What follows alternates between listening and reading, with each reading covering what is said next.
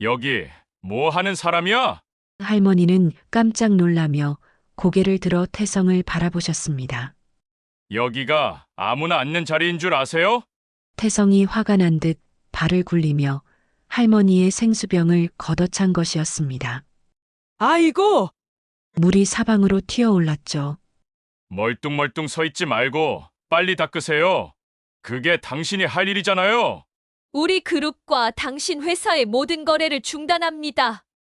오늘부로 즉시 말이에요.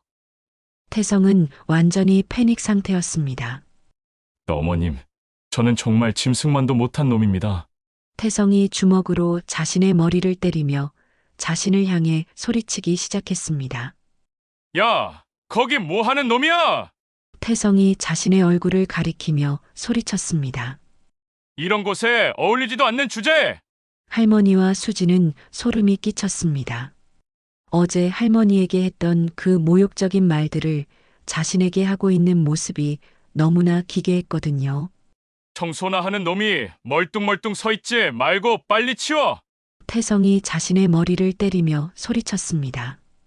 그리고는 정말로 현관 바닥에 엎드려서 손으로 바닥을 닦기 시작했습니다. 마치 어제 할머니가 하셨던 것처럼 말이죠. 물 한 방울도 남기지 말고 깨끗하게 닦아! 이 더러운 놈아!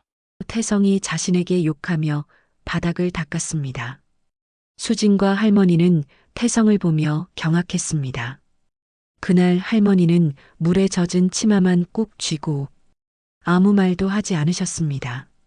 하지만 며칠 뒤 그 남자가 똑같이 무릎 꿇고 사과하게 만든 충격적인 진실이 밝혀집니다. 완벽한 복수와 감동의 스토리. 마지막 반전까지 놓치지 마세요.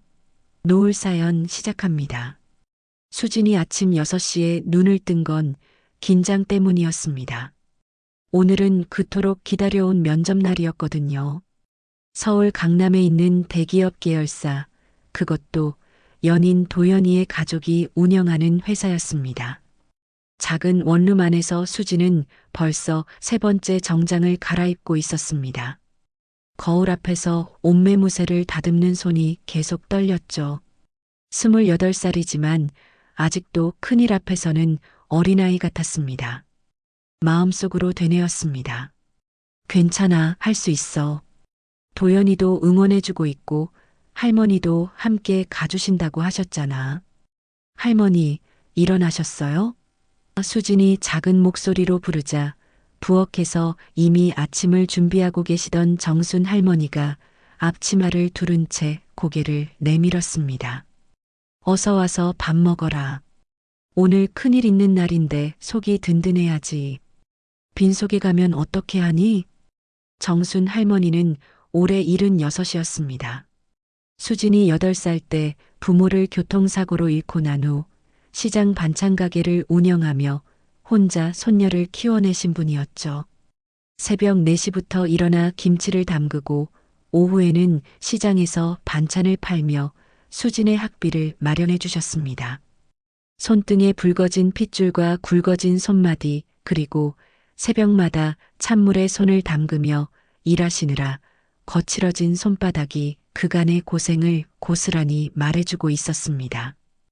할머니가 차려주신 아침상은 소박했지만 정성이 가득했습니다. 미역국에 계란말이 그리고 할머니가 직접 담근 김치까지 김이 모락모락 나는 밥그릇을 보며 할머니가 말씀하셨습니다. 수진아, 이 미역국은 할머니가 새벽에 특별히 끓인 거야. 머리가 맑아지라고 미역도 좋은 걸로 골라서 넣었다. 하지만 수지는 목구멍으로 음식이 넘어가지 않았습니다. 숟가락을 들었다 놨다 하며 한숨을 쉬었죠. 할머니, 저 혼자 가도 되는데. 그런 큰 회사에 할머니께서 가시면 안 된다. 할머니의 목소리에는 단호함이 있었습니다. 너 그렇게 떨고 있는데 혼자 어떻게 가니? 할머니가 함께 가서 옆에서 기다려줄게. 하지만 할머니께서 그런 곳에 가시면 어떻게 해요? 저 때문에 할머니께서 불편하실 텐데. 수진의 걱정을 알아차린 할머니가 수진의 손을 꼭 잡으며 말씀하셨습니다. 수진아, 할머니가 뭐가 부끄럽다고? 평생 정직하게 살아왔는데. 손녀 면접 보러 가는데 함께 가면 안 되나? 할머니도 사람인데. 할머니의 목소리에는 의외로 당당함이 있었습니다. 그 순간 수지는 자신이 할머니를 부끄럽게 여겼다는 게 미안해졌습니다. 할머니는 평생 등 굽혀가며 자신을 키워주셨는데 정작 자신은 할머니를 숨기려고만 했으니까요. 사실 수진도 할머니가 함께 가주시면 마음이 든든했습니다. 어릴 적부터 할머니 손을 잡으면 무서운 게 없었거든요. 병원에 갈 때도, 학교에 처음 들어갈 때도, 대학 입학식 때도, 심지어 첫 데이트를 나갈 때도 늘 할머니가 집 앞까지 나와서 배웅해 주셨습니다. 수진아, 내가 어릴 때부터 지금까지 할머니가 못 따라간 곳이 어디 있었니? 유치원 입학식, 초등학교 운동회, 중학교 졸업식, 대학 입학식? 오늘도 마찬가지야. 할머니가 옆에 있으면 너도 마음이 든든하잖아. 할머니의 말에 수지는 고개를 끄덕였습니다. 정말 그랬습니다. 할머니만 계시면 세상이 무섭지 않았으니까요. 지하철역으로 가는 길에 할머니는 평소보다 단정한 옷을 입고 계셨습니다.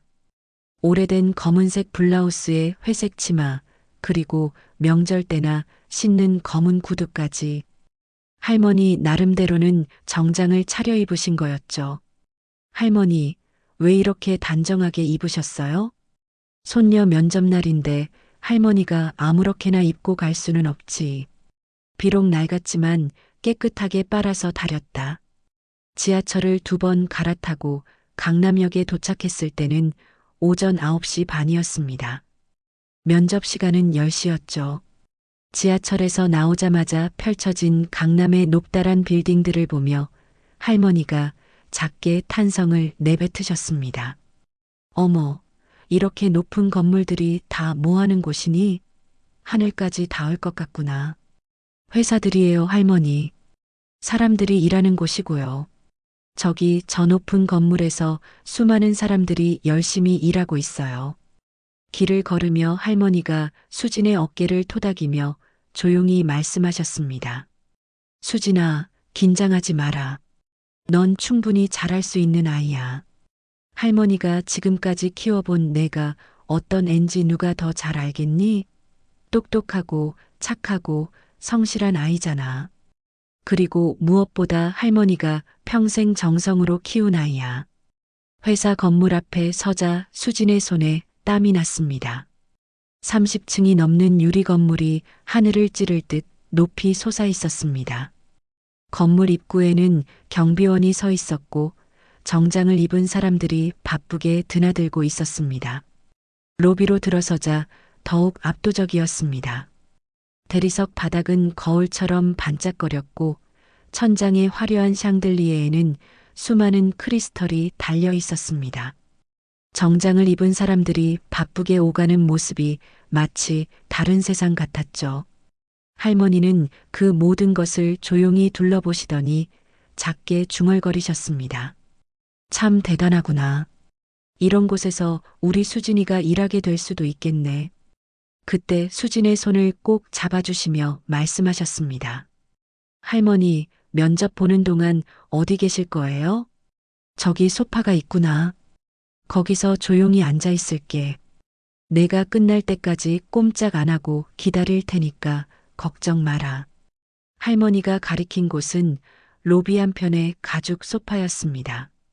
고급스러워 보이는 갈색 가죽 소파 앞에는 유리 테이블이 놓여 있었고 그 위에는 경제 잡지들이 가지런히 정리되어 있었습니다. 엘리베이터를 타기 전 할머니는 낡은 인조가죽 가방에서 작은 생수병을 꺼내셨습니다. 그리고 오늘 아침 신문지 한 장도 함께요. 이거 마시고 목 축이고 들어가거라. 목이 마르면 말이 잘 안 나온다. 그리고 너무 떨지 말고 할머니가 여기서 기도하고 있을 테니까. 로비 한편의 가죽 소파 앞에서 할머니는 조심스럽게 신문지를 깔았습니다. 혹시 물이 흘러서 카펫이 젖을까봐 하시는 배려였죠. 그 정성스러운 모습을 보며 수지는 코끝이 시큰해졌습니다. 언제나 다른 사람을 먼저 생각하시는 할머니였거든요. 자, 이제 가거라. 할머니는 여기서 기다릴게. 떨지 말고 내가 지금까지 공부한 것들, 내가 가진 착한 마음 그대로만 보여주면 돼. 할머니가 여기서 응원하고 있을 테니까. 할머니의 환한 미소와 따뜻한 눈빛을 보며 수지는 엘리베이터에 올랐습니다.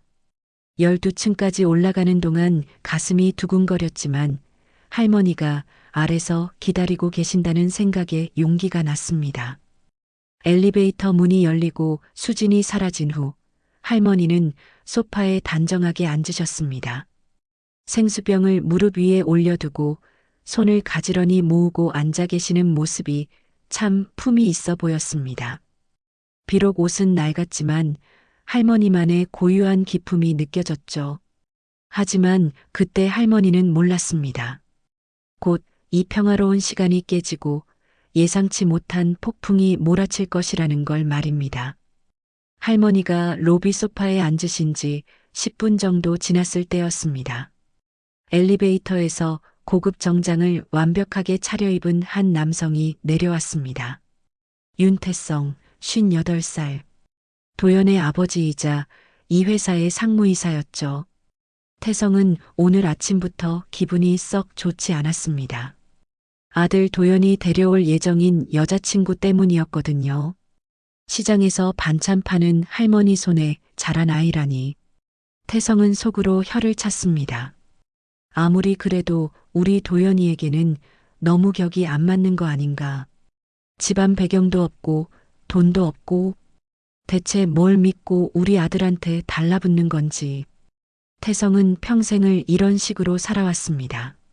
사람을 돈과 지위로 판단하고 자신보다 아래라고 생각되는 사람들에게는 거침없이 무례하게 구는 것이 당연하다고 여겼죠. 회사에서도 직원들을 호통치고 무시하는 것으로 유명했습니다. 고급 이탈리아 정장에 롤렉스 시계, 그리고 명품 구두까지. 태성의 모습은 완벽한 상류층 신사의 외형을 갖추고 있었습니다. 하지만 그 속에는 오만함과 계급의식이 가득했죠. 그런 태성의 눈에 로비 한편에 앉은 할머니의 모습이 들어왔습니다. 저게 대체 뭐야? 태성은 노골적으로 인상을 찌푸렸습니다. 낡은 검은 블라우스에 색이 바랜 회색 치마, 그리고 작은 생수병을 무릎에 올리고 조심스럽게 앉아 계신 할머니의 모습이 이 화려한 로비와는 너무나 대조적이었거든요. 아무래도 청소하는 사람인 것 같은데 왜 저런 곳에 앉아 있지? 완전히 분위기 깨네. 태성은 처음에는 그냥 지나치려 했습니다. 하지만 할머니가 앉아 계신 소파는 평소 중요한 손님들이나 거래처, 사장들이 대기하는 곳이었습니다. 회사 이미지에도 좋지 않을 것 같았죠.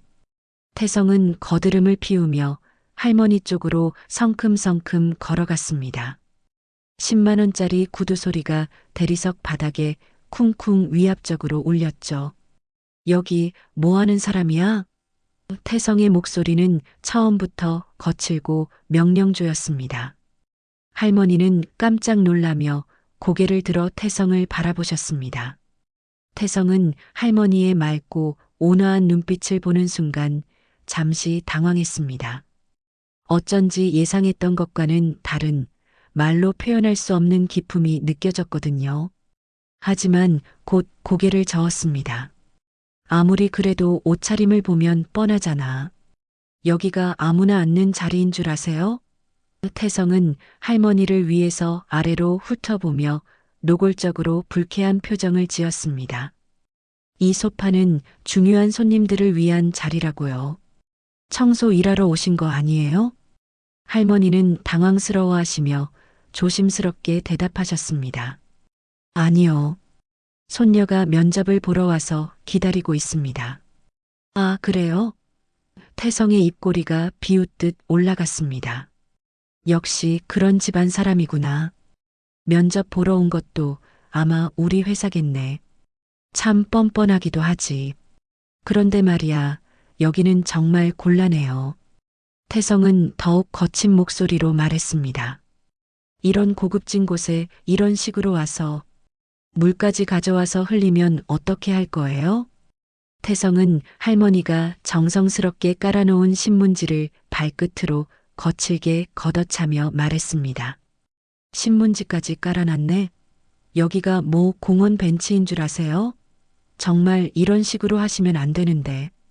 할머니의 얼굴이 붉어졌습니다. 평생을 남에게 피해주지 않으려고 조심스럽게 사셨는데 이렇게 면박을 당하시니 당황스러우셨던 거죠. 죄송합니다. 그럼 어디에? 저쪽 구석에 의자 보이시죠? 태성이 손가락으로 거칠게 가리킨 곳은 로비 구석의 딱딱한 플라스틱 의자였습니다. 택배 기사들이나 청소 직원들이 잠시 쉬는 곳이었죠. 거기가 딱 맞는 자리예요. 여기는 당신 같은 사람이 앉을 곳이 아니라고요. 태성의 말투는 점점 더 거칠어졌습니다. 주변에서 사람들이 쳐다보기 시작했지만 개의치 않았죠. 그리고 물은 정말 조심하세요. 이 카펫이 얼마나 비싼 건지 알아요? 유럽에서 수입한 건데 당신이 몇 년 일해도 못 사는 거라고요. 할머니는 서러운 마음을 꾹 참으며 일어나려 하셨습니다. 그런데 바로 그때였습니다. 태성이 화가 난 듯 발을 굴리며 할머니의 생수병을 걷어찬 것이었습니다. 아이고, 생수병이 바닥에 떨어지며 뚜껑이 열렸습니다. 물이 사방으로 튀어올랐죠. 그것도 하필 할머니의 회색 치마 쪽으로 말입니다. 할머니의 치마 자락이 순식간에 흠뻑 젖었습니다. 아!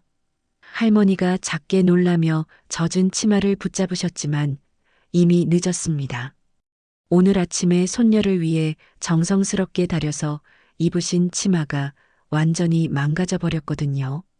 그런데 태성의 반응은 더욱 충격적이었습니다. 사과하기는커녕 오히려 더 큰 소리로 화를 내는 것이었죠. 봐요. 그러니까 물을 가져오면 안 된다고 했잖아요. 이제 카펫까지 다 젖었네. 이거 어떻게 할 거예요? 태성은 마치 할머니가 일부러 물을 쏟은 것처럼 호통을 쳤습니다. 로비에 있던 모든 사람들의 시선이 집중되자 더욱 목소리를 높였죠. 정말이지, 이런 곳에 와서 이런 소동을 피우면 다른 손님들한테도 민망하잖아요. 상식이 없어도 너무 없는 거 아니에요? 할머니는 떨리는 손으로 가방에서 손수건을 꺼내려 하셨습니다. 죄송합니다. 제가 치울게요. 당연하지요. 태성은 팔짱을 끼고 할머니를 내려다보며 거칠게 말했습니다. 청소하는 일에는 익숙하시잖아요. 멀뚱멀뚱 서 있지 말고 빨리 닦으세요.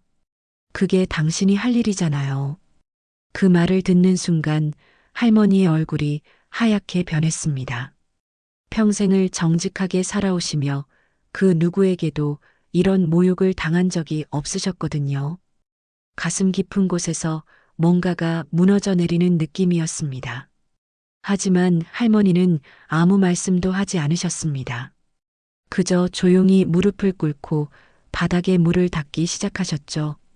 작은 손수건으로 한 방울, 한 방울 정성스럽게 닦아내시는 모습이 너무나 애처로워 보였습니다.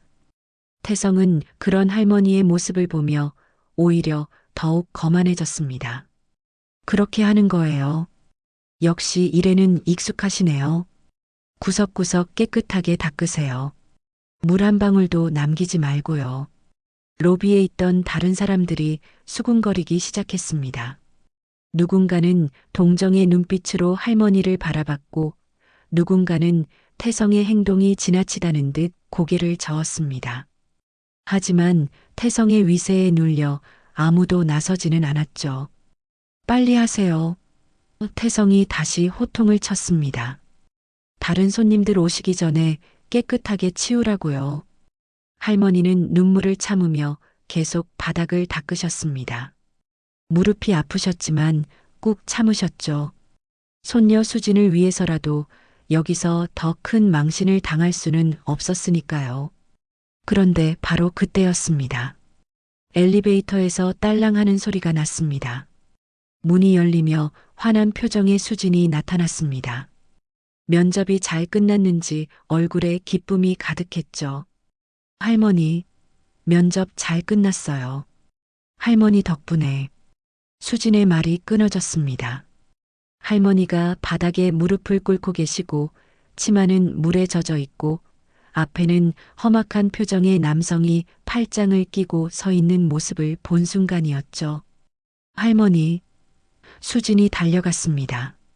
이게 무슨, 왜 이러고 계세요? 수진은 할머니를 부축해 일으키려 했지만 할머니는 아직 바닥 닦기를 끝내지 못하셨다며 계속 손수건질을 하셨습니다. 태성은 그제야 수진을 똑바로 쳐다봤습니다. 그리고 얼굴이 굳었죠. 이 여자가 바로 아들 도연의 여자친구였거든요. 며칠 전 도연이 자랑스럽게 보여준 사진 속 그 여자가 맞았습니다. 혹시? 태성이 당황한 목소리로 말했습니다. 이분이 가족이에요?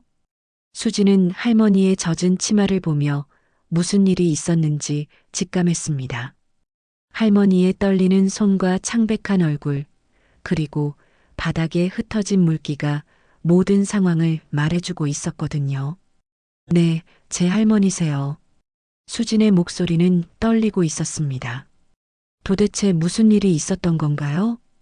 그 순간 로비에는 무거운 침묵이 흘렀습니다. 태성은 자신이 방금 얼마나 큰 실수를 저질렀는지 깨닫기 시작했습니다. 아들의 여자친구 할머니를, 그것도 청소부 취급하며 무릎 꿇게 만들었던 것입니다. 저는 몰랐어요. 태성의 목소리는 갑자기 작아졌습니다. 정말 몰랐다고요. 하지만 이미 늦었습니다. 할머니의 자존심은 산산조각 나버렸고 수진의 마음속에는 씻을 수 없는 분노가 치밀어 오르고 있었거든요. 집으로 돌아가는 지하철 안에서 수진은 한마디도 할 수 없었습니다. 할머니는 창가에 앉으셔서 밖을 바라보고 계셨지만 그 눈빛에는 깊은 상처가 배어 있었죠. 젖은 치마는 아직도 마르지 않아서 자꾸 할머니를 불편하게 했습니다. 수진의 마음속에는 말로 표현할 수 없는 분노가 치밀어 오르고 있었습니다. 도연이 아버지가 어떻게 할머니에게 저런 짓을 할 수 있지? 면접이 잘 끝났다는 기쁨은 온데간데 없이 사라져버렸죠. 그 대신 할머니가 무릎을 꿇고 바닥을 닦으시던 모습만이 계속 떠올랐습니다. 청소하는 일에는 익숙하시잖아요. 태성의 그 모욕적인 말이 수진의 귓가에서 맴돌았습니다. 할머니를 그렇게 대했던 그 거만한 표정, 할머니를 내려다보며 호통치던 그 모습들이 머릿속에서 떠나지 않았죠. 강남역에서 집까지 가는 길, 평소 같으면 할머니가 오늘 있었던 일들을 이것저것 물어보시곤 했는데 오늘은 달랐습니다. 할머니는 묵묵히 걸으실 뿐이었죠. 가끔 지나가는 사람들이 할머니의 젖은 치마를 보고 수군거리는 소리가 들렸습니다. 그때마다 수진의 가슴은 더욱 답답해졌습니다. 집에 도착해서야 할머니가 처음으로 입을 열었습니다. 수진아, 괜찮다. 자존심도 물에 젖으면 마를 뿐이야.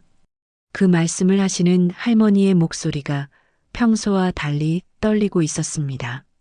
마치 자신을 달래려는 것 같았죠. 하지만 수진은 알 수 있었습니다. 할머니의 자존심이 얼마나 깊이 상처받으셨는지를 말입니다. 할머니, 저 때문에 할머니께서 그런 모욕을 당하신 거예요. 수진의 눈에서 뜨거운 눈물이 흘러내렸습니다. 제가 그 회사에 면접을 보러 가지 않았다면, 아니야. 할머니가 수진의 손을 잡으며 말씀하셨습니다. 내 잘못이 아니야. 그저 세상에는 그런 사람들도 있는 거란다. 하지만 할머니의 목소리에는 평소의 따뜻함이 사라져 있었습니다. 대신 깊은 상처와 분노, 그리고 무력감만이 느껴졌죠. 저녁 식사 시간이 되었지만 할머니는 부엌으로 가지 않으셨습니다. 평소 같으면 벌써 이것저것 차려주시며 수진에게 많이 먹으라고 하셨을 텐데 오늘은 그저 방 안에서 가만히 앉아 계셨습니다. 할머니의 어깨는 평소보다 더 구부러져 보였고 그 모습을 보는 수진의 마음은 더욱 아팠습니다. 밤이 깊어갈 무렵 수진은 할머니 방에서 뭔가를 뒤적이는 소리를 들었습니다. 그리고 곧이어 서랍을 여는 소리, 종이를 넘기는 소리가 들렸죠. 한참 후 할머니가 전화를 거는 소리가 들렸습니다. 여보세요. 할머니의 목소리는 평소보다 훨씬 조심스럽고 긴장되어 있었습니다. 나, 정순입니다. 잠시 침묵이 흘렀습니다. 상대방의 대답을 듣고 계시는 것 같았죠. 네, 오랜만입니다. 40년 만이네요. 40년? 수지는 깜짝 놀랐습니다.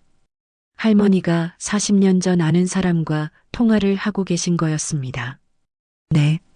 제가 다시 연락드릴 줄은 몰랐을 거예요. 저도 그랬으니까요.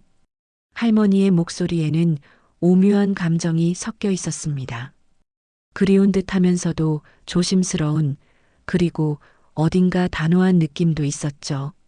오늘 제가 모욕을 당했습니다. 수지는 숨을 죽이고 더 자세히 들어보려 했습니다. 네, 손녀 때문에 갔던 곳에서 그런 대우를 받았어요. 평생 그런 일 없이 살았는데 할머니의 목소리가 떨리기 시작했습니다. 아니에요. 도움을 청하려는 건 아닙니다. 그냥 누군가에게 말하고 싶었어요. 제가 아직 살아있다는 걸 알려주고 싶었고요. 상대방이 뭔가 말하는 모양이었습니다. 할머니는 한동안 듣기만 하셨죠.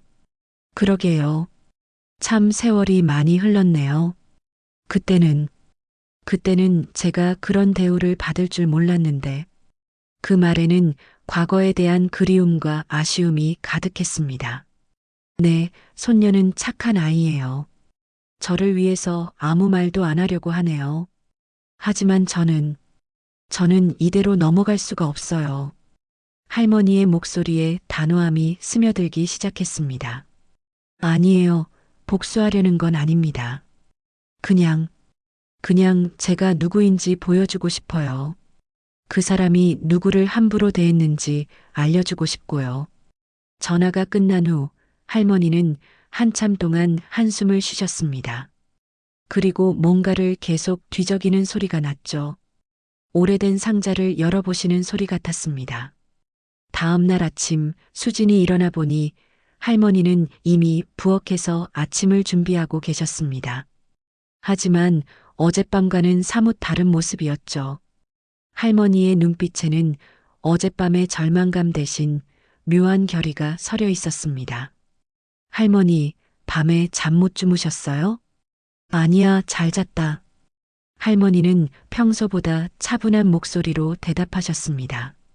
오히려 오랜만에 개운하게 잤어. 할머니, 어젯밤에 누구랑 통화하셨어요? 40년 만이라고 하시던데. 할머니의 손이 잠시 멈췄습니다. 그리고는 의미심장한 미소를 지으며 말씀하셨습니다. 오래된 지인이야.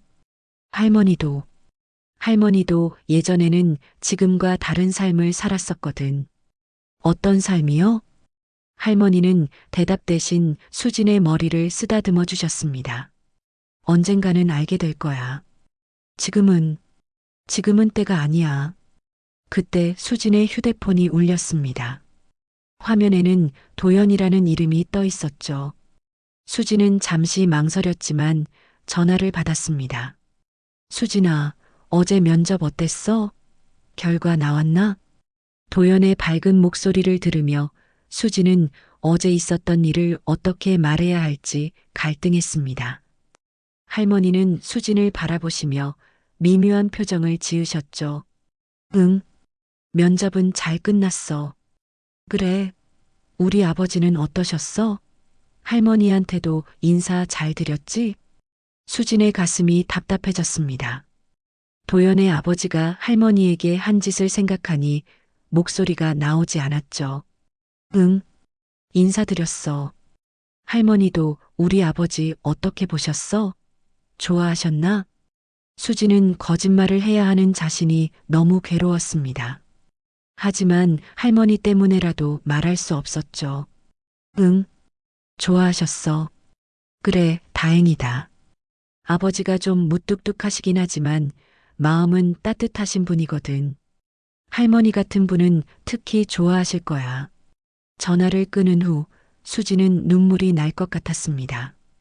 거짓말을 하는 자신도 괴로웠고 할머니의 상처를 숨겨야 하는 것도 견디기 힘들었죠. 할머니, 정말 이대로 넘어가야 하는 건가요? 도연이한테 말하면 안 되는 건가요?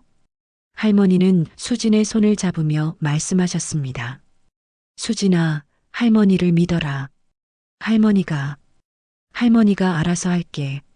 무슨 뜻이에요? 그 사람이 할머니를 누구라고 생각하는지는 모르겠지만 할머니의 눈빛이 날카로워졌습니다. 할머니는 평생 아무한테도 무시당하며 살지는 않았거든. 그렇게 말씀하시는 할머니의 모습에서 수지는 뭔가 다른 기운을 느꼈습니다. 평소에 온화하고 조용한 할머니가 아닌 강인하고 당당한 모습이었죠. 오후가 되자 할머니는 외출 준비를 하셨습니다.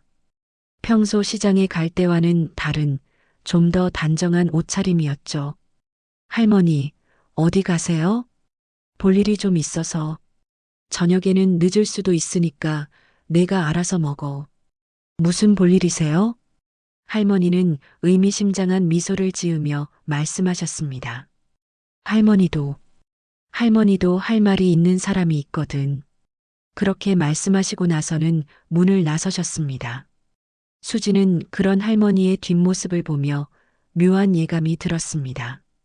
할머니가 뭔가 큰 결심을 하신 것 같았거든요. 하지만 수지는 몰랐습니다. 할머니가 어디로 가시는지, 그리고 그 만남이 앞으로 어떤 파장을 일으킬지 말입니다. 할머니의 과거에는 아직도 많은 비밀이 숨어 있었고 그 비밀이 곧 세상에 드러나게 될 거였거든요. 다음 날 오전 10시 도연 아버지 윤태성은 본사 이사회 회의실에서 직원들을 호통치고 있었습니다. 이런 식으로 일하면 언제 실적이 오르겠어? 다들 정신 차리고 일해. 그때 비서가 급하게 들어와 태성의 귀에 뭔가를 속삭였습니다. 지금 뭐라고? 태성의 얼굴이 굳었습니다. 박미영 회장님께서 긴급히 뵙자고 하십니다. 지금 당장 40층 회장실로 올라오라고. 박미영 회장, 국내 최대 의료기기 그룹의 수장이자 자산 5조 원이 넘는 재벌가의 실세, 그리고 자신들 회사 최대 거래처의 최고 권력자였습니다. 갑자기 왜? 태성은 불안한 마음을 감추며 물었지만 비서도 이유를 모른다고 했습니다. 40층 회장실. 거대한 공간에 박미영 회장이 창가에 등을 돌리고 서 있었습니다. 박 회장님, 안녕하십니까? 태성이 깊숙이 인사했습니다. 박미영은 천천히 돌아섰습니다. 하지만 평소와 달리 그녀의 표정은 얼음처럼 차가웠죠. 윤상무, 앉으세요. 태성은 조심스럽게 소파에 앉았습니다. 평소 같으면 박미영이 먼저 웃으며 반갑게 맞아주곤 했는데 오늘은 분위기가 사뭇 달랐습니다. 어제 재미있는 전화를 받았습니다. 40년 만에 말이죠. 박미영이 노트북을 가져와 화면을 태성 쪽으로 돌렸습니다. 화면에는 어제 로비의 CCTV 영상이 재생되고 있었습니다. 처음에는 할머니가 조용히 소파에 앉아 계시는 모습, 그 다음 태성이 나타나서 할머니에게 다가가는 장면. 그리고 이게 뭡니까? 태성의 목소리가 떨리기 시작했습니다. 영상에서는 태성이 할머니를 청소부 취급하며 호통치는 모습이 선명하게 나오고 있었습니다. 생수병을 발로 차서 할머니의 치마를 적시는 장면까지 말이죠. 어제 당신이 한 할머니께 한 짓입니다. 박미영의 목소리에는 분노가 서려 있었습니다. 이 할머니가 누구신지 아세요? 태성의 얼굴이 창백해졌습니다. 설마 그 할머니가 40년 전 제가 15살 때였어요. 박미영의 목소리가 떨리기 시작했습니다. 급성 백혈병으로 죽어가고 있을 때 한 분이 밤낮 없이 저를 돌봐주셨어요. 태성은 숨을 죽이고 들었습니다. 가슴이 쿵쾅거렸죠. 그분은 대학병원 간호사셨어요. 정순 선생님, 자신의 전 재산을 털어서 제 수술비를 대주셨죠. 가족도 아닌 저를 위해서 말이에요. 설마. 태성의 입술이 파르르 떨렸습니다. 그분 덕분에 제가 살았어요. 그리고 지금의 제가 있는 거죠. 박미영이 태성을 째려보며 말했습니다. 그런데 어제 그 은인을 당신이 어떻게 대했는지 봤습니다. 태성은 이제 완전히 깨달았습니다. 자신이 어제 모욕한 그 할머니가 바로 박미영 회장의 생명의 은인이라는 것을 말입니다. 아닙니다. 저는 정말 몰랐습니다. 태성의 목소리는 이미 떨고 있었습니다. 몰랐다고요? 박미영의 목소리가 높아졌습니다. 그럼 몰랐다고 해서 괜찮다는 겁니까? 나이 드신 할머니를 청소부 취급하며 무릎 꿇게 만드는 게 정상인가요? 태성은 온몸에서 식은땀이 흘러내렸습니다. 자신이 저질러 놓은 일의 심각성을 완전히 깨달았거든요. 당신이 어제 그분께 한 말을 기억해 보세요. 박미영이 냉소적으로 웃었습니다. 청소하는 일에는 익숙하시잖아요. 멀뚱멀뚱 서 있지 말고 빨리 닦으세요라고 했죠? 태성은 자신이 한 말을 그대로 듣자 온몸이 떨렸습니다. 그때는 단순히 성가신 할머니 정도로 생각했는데 더 가관인 건 정순 선생님 손녀분이 당신 아들과 사귄다고 하더군요.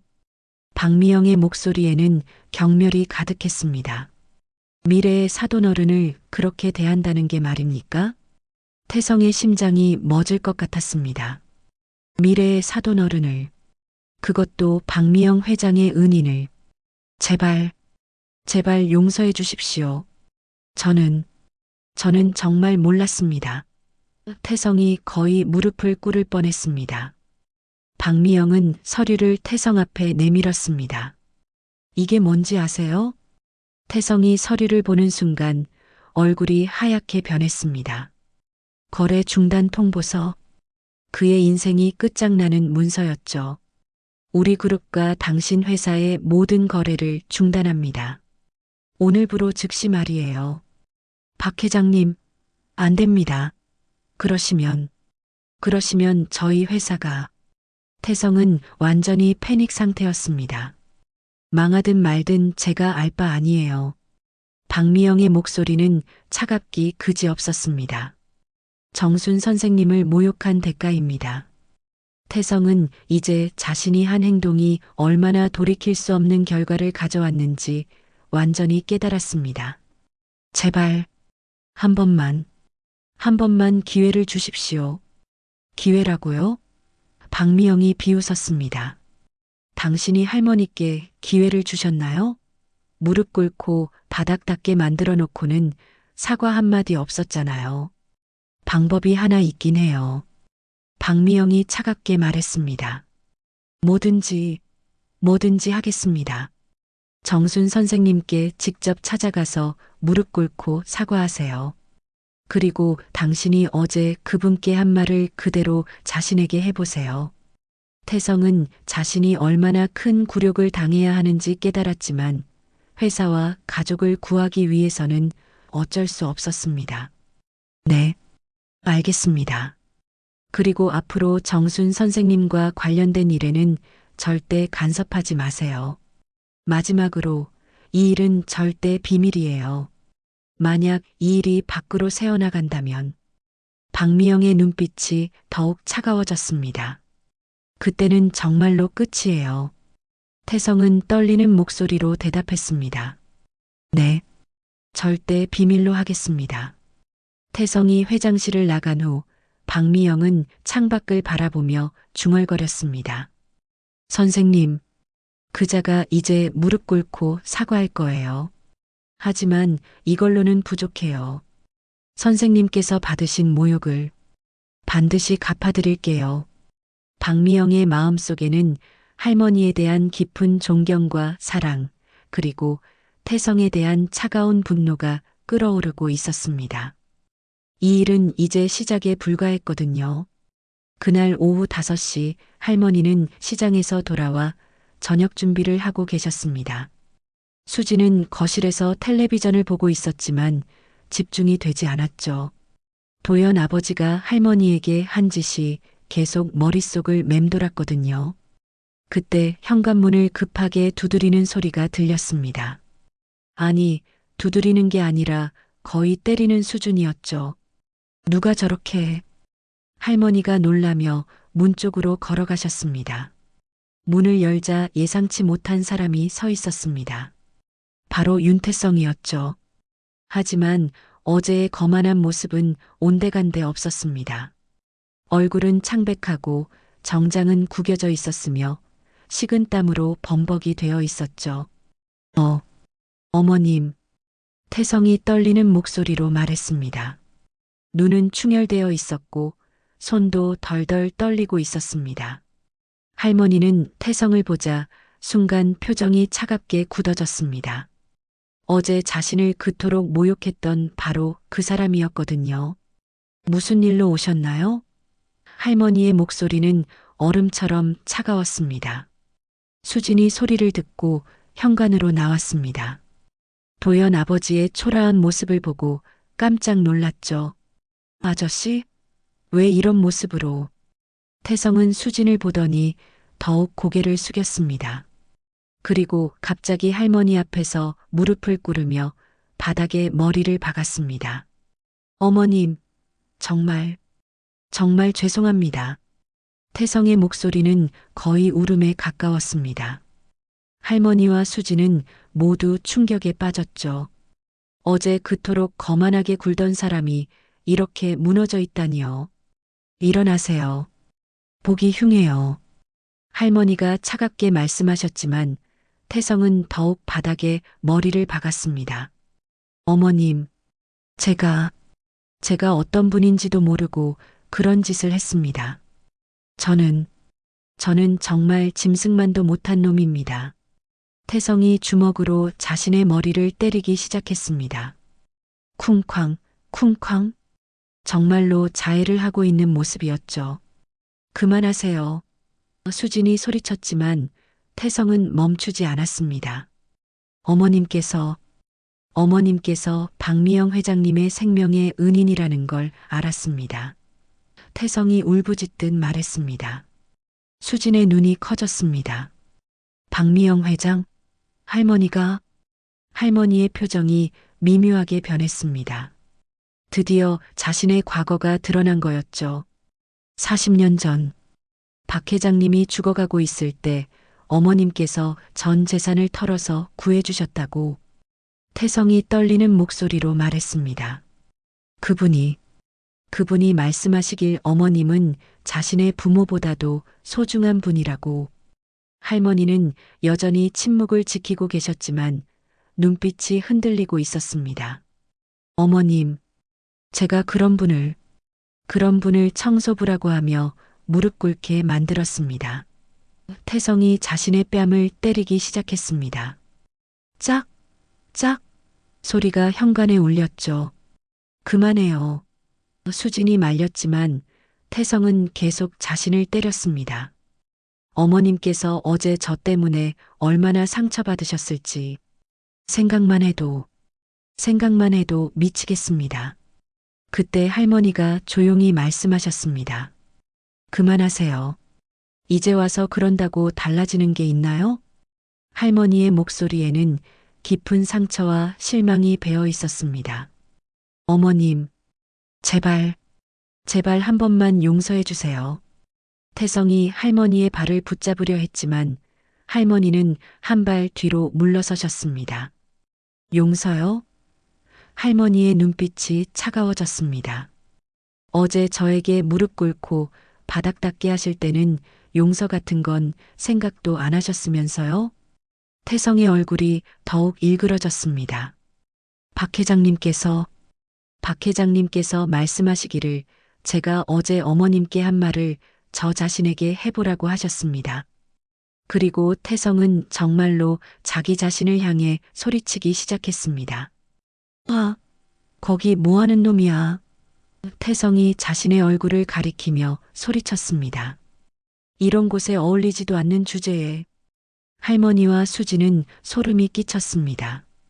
어제 할머니에게 했던 그 모욕적인 말들을 자신에게 하고 있는 모습이 너무나 기괴했거든요. 청소나 하는 놈이 멀뚱멀뚱 서 있지 말고 빨리 치워. 태성이 자신의 머리를 때리며 소리쳤습니다. 그리고는 정말로 현관 바닥에 엎드려서 손으로 바닥을 닦기 시작했습니다. 마치 어제 할머니가 하셨던 것처럼 말이죠. 물 한 방울도 남기지 말고 깨끗하게 닦아. 이 더러운 놈아. 태성이 자신에게 욕하며 바닥을 닦았습니다. 수지는 그 광경을 보며 경악했습니다. 도연의 아버지가 완전히 미쳐버린 것 같았거든요. 할머니는 그런 태성을 내려다보시며 말씀하셨습니다. 이제 그만하세요. 보기 민망해요. 하지만 태성은 계속 바닥을 닦으며 울부짖었습니다. 어머님, 제가 어제 어머님께 한 짓이 이런 거였습니다. 이보다도 더 심했죠. 저는 정말 사람이 아닙니다. 할머니의 눈에 눈물이 고이기 시작했습니다. 분노와 상처, 그리고 약간의 동정심이 뒤섞인 복잡한 감정이었죠. 일어나세요. 할머니가 떨리는 목소리로 말씀하셨습니다. 이렇게 한다고 어제 일이 없어지나요? 태성이 고개를 들어 할머니를 바라봤습니다. 얼굴은 눈물과 콧물로 범벅이 되어 있었죠. 어머님, 박 회장님께서 우리 회사와의 거래를 끊겠다고 하셨어요. 그리고 태성의 목소리가 더욱 작아졌습니다. 뭐라고요? 제가 어머님을 모욕해서. 태성이 고개를 푹 숙이며 말했습니다. 정말 죄송합니다. 태성이 수진에게도 무릎을 꿇었습니다. 제가 모든 걸 망쳤습니다. 그때 할머니가 조용하지만 단호한 목소리로 말씀하셨습니다. 일어나세요. 그리고 돌아가세요. 어머님, 어제 저를 그렇게 대하실 때는 이런 모습이 아니셨잖아요. 할머니의 목소리에는 깊은 실망이 배어 있었습니다. 이제 와서 이런다고 달라지는 건 없어요. 태성은 절망적인 표정으로 할머니를 바라봤습니다. 정말 용서받을 방법이 없을까요? 할머니는 한참을 바라보시다가 말씀하셨습니다. 용서는 마음에서 우러나오는 거예요. 억지로 하는 게 아니고요. 그 말에 태성은 완전히 무너져 버렸습니다. 정말로 모든 것이 끝난 것 같았거든요. 태성이 비틀거리며 돌아간 후 할머니와 수진은 한동안 말이 없었습니다. 수진이 먼저 입을 열었습니다. 할머니, 정말 박미영 회장님을 구해주신 거예요? 할머니는 깊은 한숨을 쉬며 대답하셨습니다. 오래된 일이야. 그때는 할 수 있는 일을 했을 뿐이야. 그런데 왜 지금까지 숨기셨어요? 할머니는 창밖을 바라보시며 말씀하셨습니다. 수진아, 세상에는 기억하고 싶지 않은 일들도 있는 거란다. 수진의 마음은 복잡했습니다. 하지만 둘 다 아직 몰랐습니다. 할머니의 진짜 정체가 이것보다 훨씬 더 놀라운 것이라는 사실을 말입니다. 태성이 돌아간 지 1시간 후 수지는 여전히 충격에서 벗어나지 못하고 있었습니다. 도연 아버지의 그 처참한 모습이 계속 머릿속에 맴돌았거든요. 할머니, 아저씨가 정말 불쌍해 보였어요. 수진이 조심스럽게 말했습니다. 할머니는 창밖을 바라보시며 깊은 한숨을 쉬셨습니다. 그래도 자업자득이지. 남을 함부로 대하면 언젠가는 그 대가를 치르게 되어 있어. 그때 수진의 휴대폰이 울렸습니다. 도연이었습니다.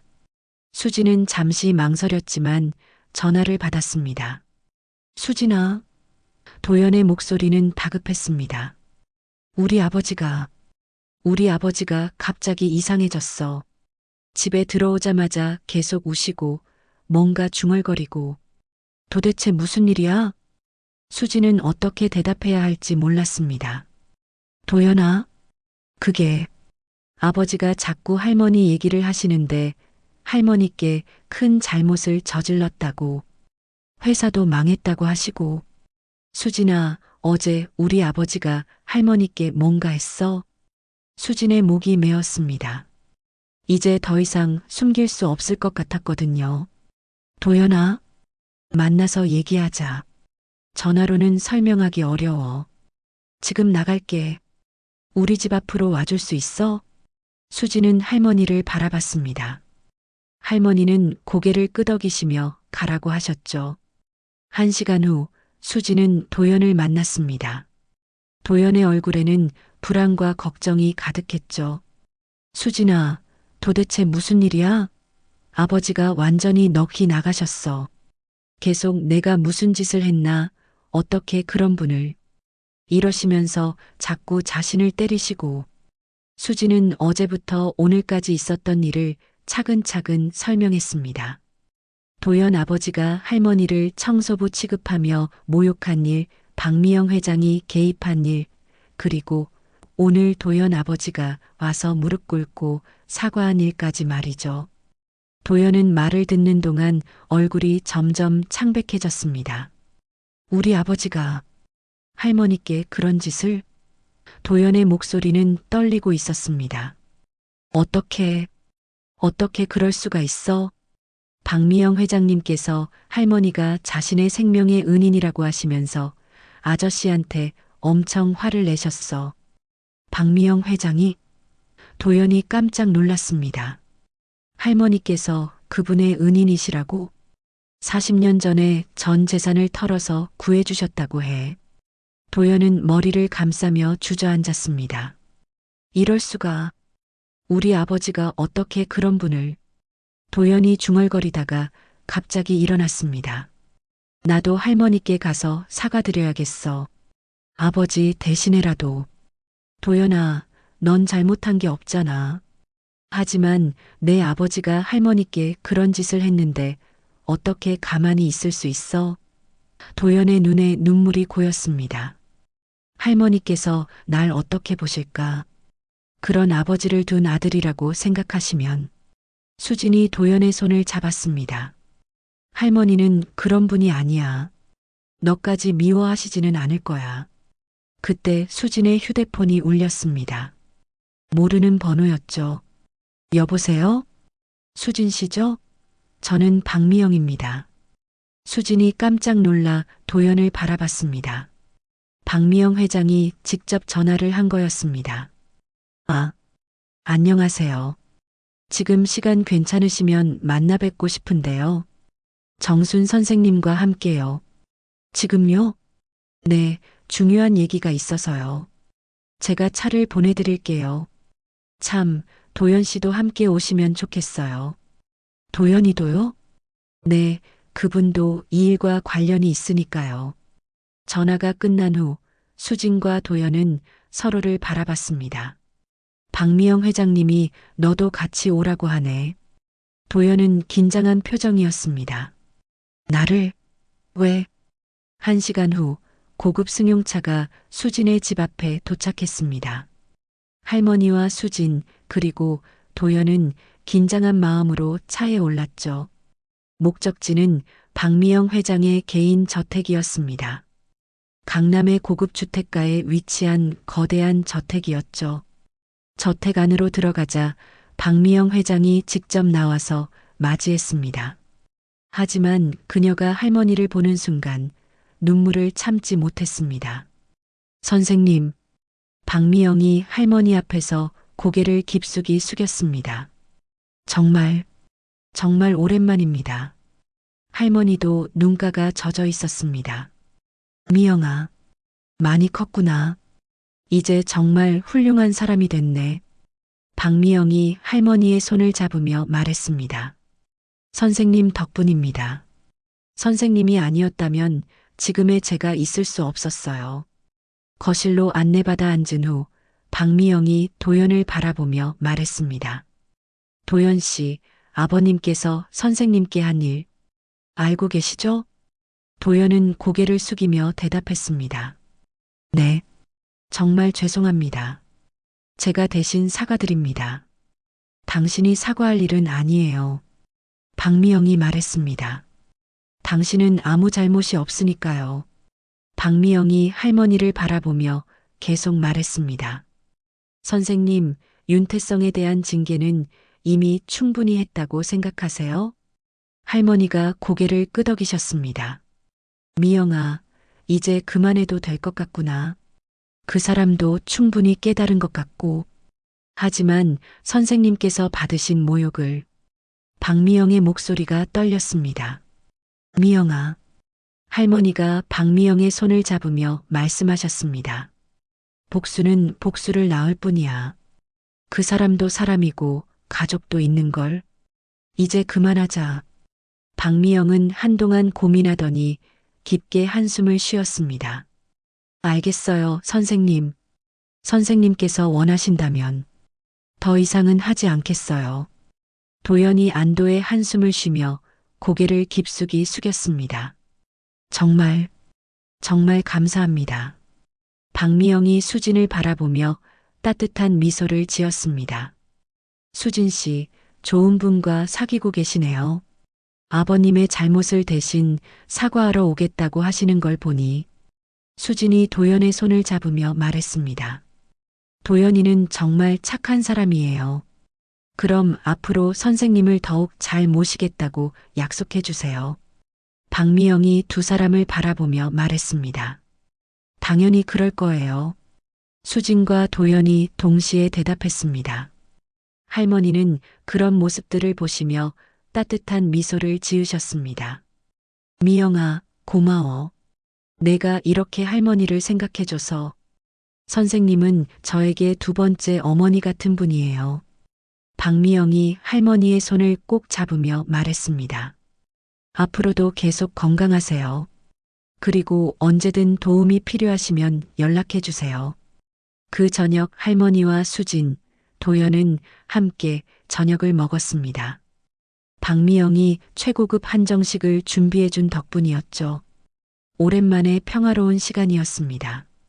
할머니, 이제 정말 다 끝난 건가요? 수진이 물었습니다. 할머니는 고개를 끄덕이시며 말씀하셨습니다. 그래, 이제 다 끝났어. 앞으로는 평화롭게 살 수 있을 거야. 도연이 할머니께 깊숙이 인사했습니다. 할머니, 앞으로 정말 잘해드릴게요. 아버지가 저지른 일, 평생 잊지 않고 할머니께 효도하겠습니다. 할머니는 도연의 머리를 쓰다듬어 주시며 말씀하셨습니다. 착한 아이구나. 내 아버지 일은 내 잘못이 아니야. 너무 자책하지 마라. 그렇게 모든 갈등이 해결되고 평화가 찾아온 것 같았습니다. 하지만 할머니의 마음 한편에는 아직 말하지 못한 비밀이 하나 더 남아 있었습니다. 며칠이 지난 후 평화로운 일상이 찾아왔습니다. 수지는 면접을 본 회사에서 합격 통보를 받았고 도연은 할머니께 매일 안부 인사를 드리며 지극정성으로 모시고 있었죠. 태성은 그 후로 한 번도 모습을 드러내지 않았습니다. 어느 토요일 오후 수진과 도연은 할머니와 함께 상견례 준비를 하기로 했습니다. 모든 갈등이 해결된 만큼 이제 정식으로 양가 상견례를 진행하기로 한 것이었죠. 할머니, 상견례 때 입으실 옷을 새로 맞춰드릴까요? 수진이 제안했습니다. 아니야, 할머니는 그냥 가지고 있는 옷 입으면 돼. 할머니가 손사래를 치셨지만 도연이 나섰습니다.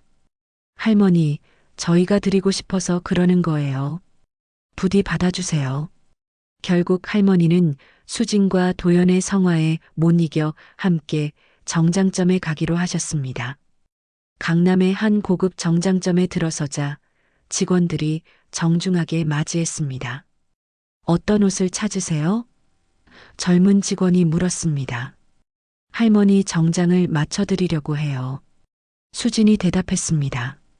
직원은 할머니의 평범한 옷차림을 훑어보더니 조금 시큰둥한 표정을 지었습니다.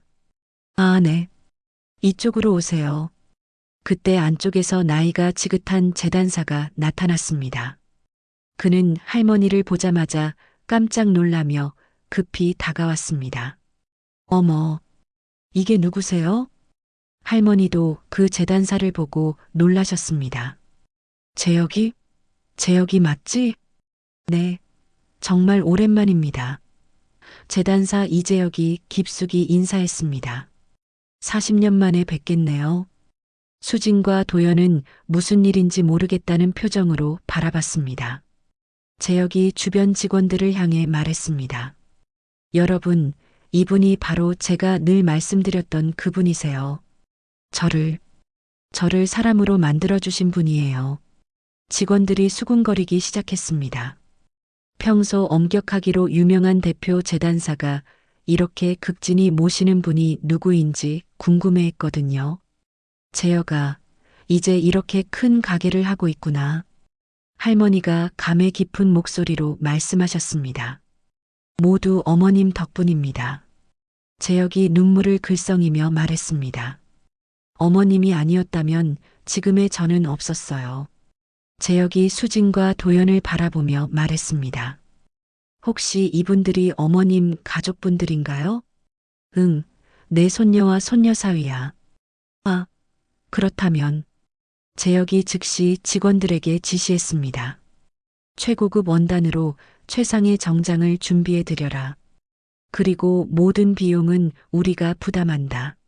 아니야, 재혁아. 그럴 필요 없어. 할머니가 말리셨지만 재혁은 단호했습니다. 어머님, 제발 받아주세요. 평생 보답하고 싶었는데 기회가 없었어요. 수진이 궁금해서 물었습니다. 할머니, 이분과는 어떻게 아시는 거예요? 할머니가 재혁을 바라보시며 말씀하셨습니다. 재혁이는 옛날에 내가 돌봐준 아이야. 재혁이 더 자세히 설명했습니다.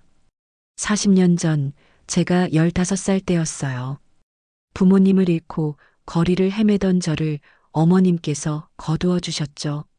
재혁의 목소리가 떨리기 시작했습니다. 그때 저는 정말 막 나가는 아이였어요. 훔치고 싸우고. 하지만 어머님께서 포기하지 않으시고 저를 돌봐주셨어요. 학교도 보내주시고 재단 기술도 배울 수 있게 해주셨고요. 할머니는 그런 재혁을 바라보시며 미소를 지으셨습니다. 그때 내가 워낙 손재주가 좋더라. 바느질을 정말 잘했잖아. 어머님께서 저에게 새로운 인생을 주셨어요. 재혁이 고개를 깊숙이 숙였습니다. 그 후로 어머님을 찾아다녔지만 연락이 끊어져서 수진과 도연은 감동받았습니다. 할머니가 얼마나 많은 사람들에게 도움을 주며 사셨는지 새삼 깨닫게 되었거든요. 재혁아, 내가 이렇게 잘 커서 할머니가 정말 기쁘다. 재혁은 최고급 원단들을 가져와 할머니께 보여드렸습니다. 어머님, 이 중에서 마음에 드는 걸로 골라주세요. 제가 정성을 다해 만들어 드릴게요. 할머니가 한 벌의 우아한 진회색 정장 원단을 고르시자 재혁은 즉시 치수를 재기 시작했습니다. 어머님, 정말 품위가 있으세요. 이 옷을 입으시면 재혁이 감탄하며 말했습니다. 마치 대기업 회장님 같으실 거예요. 그 말에 할머니는 살짝 미소를 지으셨습니다. 재혁은 모르겠지만 할머니에게는 그 말이 묘한 의미로 다가왔거든요. 재단이 끝난 후 재혁이 할머니의 손을 잡으며 말했습니다. 어머님, 앞으로는 연락 꼭 드릴게요. 그리고 필요한 것 있으시면 언제든 말씀해 주세요. 고마워, 재혁아. 내가 이렇게 성공해서 할머니가 정말 자랑스럽다. 정장점을 나오는 길에 수진이 말했습니다. 할머니, 정말 대단하세요. 얼마나 많은 사람들을 도우며 사셨는지. 할머니가 수진의 손을 잡으며 말씀하셨습니다. 수진아, 사람은 혼자 살 수 없는 거야. 서로 도우며 살아야 하는 거지. 도연이 깊은 감동을 받으며 말했습니다. 할머니, 저도 할머니처럼 살고 싶어요. 다른 사람들을 도우며 사는 그런 사람이 되고 싶어요. 착한 아이구나. 할머니가 도연의 머리를 쓰다듬어 주셨습니다. 그날 저녁 집으로 돌아온 할머니는 거울 앞에 서서 자신을 바라보셨습니다. 오랜만에 좋은 옷을 입게 될 생각에 기분이 좋으셨죠. 하지만 할머니는 아직 모르고 계셨습니다. 재혁이 그날 밤 누군가에게 전화를 걸었다는 사실을 말이죠. 박미영 회장님, 저 이재혁입니다. 정말 놀라운 소식이 있어서 전화드렸어요. 오늘 정순 어머님께서 저희 가게에 오셨어요. 전화 너머 박미영의 목소리가 들렸습니다. 정말요? 선생님께서? 네, 상견례 준비를 하신다고 하시더라고요. 회장님, 혹시 뭔가 특별한 준비를 해드리면 어떨까요? 박미영은 잠시 생각하더니 말했습니다. 재혁 씨, 선생님께는 비밀로 하고 제가 뭔가 준비해 보겠어요. 그렇게 할머니가 모르는 사이에 또 다른 놀라운 일이 준비되고 있었습니다. 일주일 후 상견례 날이 되었습니다. 할머니는 재혁이 정성스럽게 만들어준 진회색 정장을 입고 계셨는데 그 모습이 정말 우아하고 품격 있어 보였습니다. 할머니, 정말 멋지세요. 수진이 감탄하며 말했습니다. 그냥 평범한 할머니인데 뭐가 멋져. 할머니가 쑥스러워하시며 대답하셨지만 거울 속 자신의 모습을 보며 살짝 미소를 지으셨습니다. 상견례 장소는 강남의 한 고급 한정식 집이었습니다. 도연의 어머니 미정과 친척들이 먼저 와서 기다리고 있었죠. 미정은 남편 태성이 저지른 일을 모두 알고 있어서 할머니를 뵐 생각에 긴장하고 있었습니다. 할머니와 수진이 들어서자 미정은 급히 일어나 깊숙이 인사했습니다. 어머님, 정말 죄송합니다. 저희 남편이 그런 짓을. 미정의 목소리는 떨리고 있었습니다. 됐어요. 이제 다 지난 일이에요. 할머니가 따뜻하게 미소 지으시며 미정의 손을 잡아주셨습니다. 오늘은 기쁜 날이니까 그런 얘기는 하지 말아요. 미정은 할머니의 너그러운 마음에 눈물이 날 뻔했습니다. 남편이 그렇게 모욕했던 분이 이토록 따뜻하게 용서해 주시다니요. 상견례가 화기애애하게 진행되고 있을 때였습니다. 갑자기 식당 문이 열리며 세련된 정장을 입은 여성이 들어왔습니다. 뒤따라 정장을 입은 사람들이 여러 명 함께 들어왔죠. 실례합니다. 혹시 정순 선생님 상견례가 여기서 열리는 건가요? 모든 사람들이 깜짝 놀라 그 여성을 바라봤습니다. 미정은 그 여성을 알아보고 얼굴이 하얗게 변했죠. 바로 박미영 회장이었거든요. 미영아, 내가 왜 여기에? 할머니가 놀라며 물으셨습니다. 선생님의 소중한 손녀분 상견례인데 제가 빠질 수 없죠. 박미영이 환한 미소를 지으며 말했습니다. 축하드리러 왔어요. 미정과 친척들은 완전히 얼어붙었습니다. 국내 최고 재벌가 회장이 갑자기 나타난 거였으니까요. 박미영이 수행원들에게 손짓하자 그들이 고급 선물 상자들을 들고 들어왔습니다. 이건 뭐예요? 할머니가 당황스러워 하셨습니다. 수진 씨와 도연 씨를 위한 결혼 축하금이에요. 그리고 선생님께는 특별한 선물을 준비했어요. 박미영이 직접 가져온 상자를 열자 그 안에는 최고급 진주 목걸이가 들어 있었습니다. 미영아, 이런 비싼 것은. 선생님, 제발 받아주세요.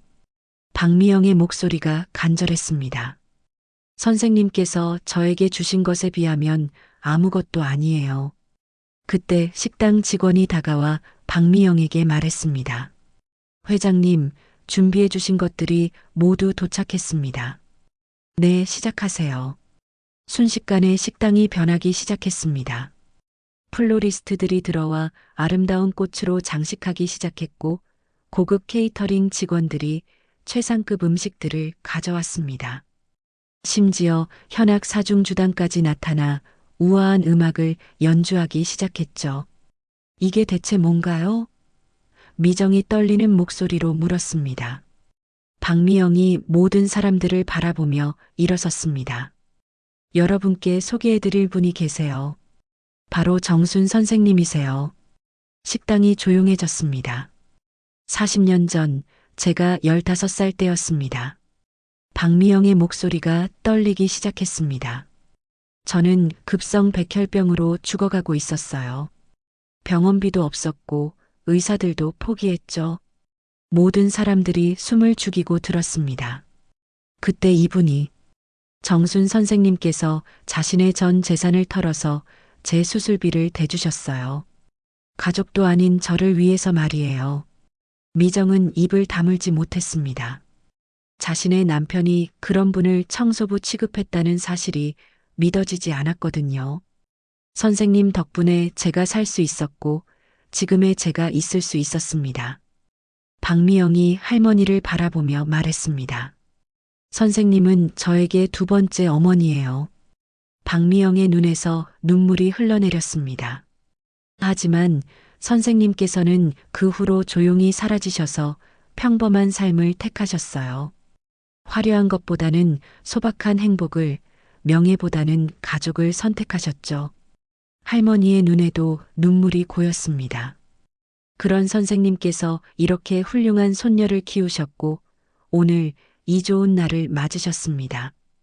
박미영이 깊숙이 인사하며 말했습니다. 정말 축하드립니다. 식당에 있던 모든 사람들이 감동받았습니다.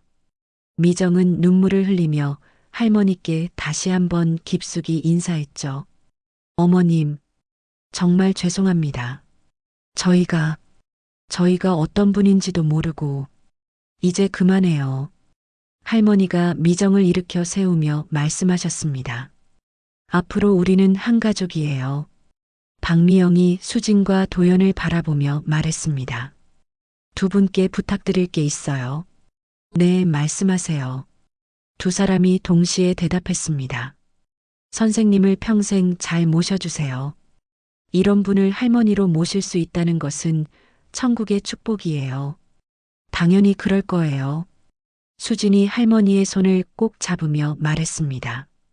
저도 할머니를 친할머니보다 더 잘 모시겠습니다. 도연도 진심으로 말했습니다. 박미영이 마지막으로 할머니께 말했습니다. 선생님, 앞으로는 제가 선생님을 모실게요. 선생님께서 저에게 주신 사랑을 이제 돌려드리고 싶어요. 할머니가 박미영의 손을 잡으며 눈물을 글썽이시며 말씀하셨습니다. 미영아, 정말 고마워. 하지만 할머니는 지금이 가장 행복해. 사랑하는 손녀와 좋은 사람들에게 둘러싸여 이렇게 살 수 있는 것만으로도 충분해. 그 순간 식당에 있던 모든 사람들이 기립박수를 쳤습니다.